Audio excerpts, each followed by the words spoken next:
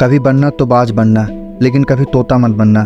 ये लाइन आपको बहुत बार बहुत लोगों ने बताई होगी, लेकिन क्या किसी ने ये बताया है कि आखिर बाज ही क्यों बनना है।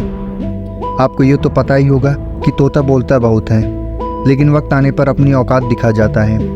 ठीक ऐसा ही होता है हम लोगों की लाइफ में। तोते तो बहुत होते हैं, लेकिन जब बात आती है बाज की तो सब अपनी औकात पर आ जाते हैं। दोस्तों, आज मैं शेयर करने वाला हूँ एक शानदार स्टोरी जो आपको अंदर से हिला कर रख देगा।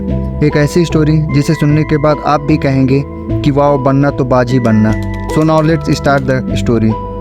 एक बार एक बाज की पीठ पर कौवा बैठ जाता है। वो उस बाज से खूब चिढ़ता है और बाज को परेशान किए जा रहा था। बाज एक हद तक शांत था, खामोशी के साथ उड़े जा रहा था, लेकिन कौवा अपनी हरकतों से बाज नहीं आ रहा था। उसे समझ नहीं आ रहा था कि वो किसकी पीठ पर बैठा है। अगर बाज का दिमाग खराब हुआ तो उसके साथ क्या कर सकता है, लेकिन कौवा तो कौवा, वो अपनी धुन में लगा रहता है। लेकिन एक वक्त के बाद बाज का दिमाग खराब होता है और अब जो हुआ उसे सुनने के बाद आपका दिमाग दहल जाएगा। कौवा बाज की पीठ पर बैठता तो है, उसकी गर्दन पकड़ता तो है, उसकी गर्दन पर काटता तो है। बाज की खामोशी का जो तूफान आता है उसे कौवे को अपनी औकात का अंदाजा हो जाता है। उसे अंदाजा हो जाता है कि बाज कौन है, बाज क्या चीज है।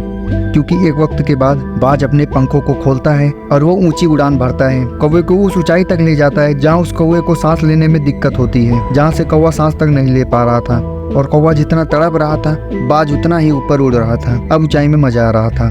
बाज का यही एटीट्यूड बाज को पंछियों का राजा बनाता है बर्ड किंगडम का।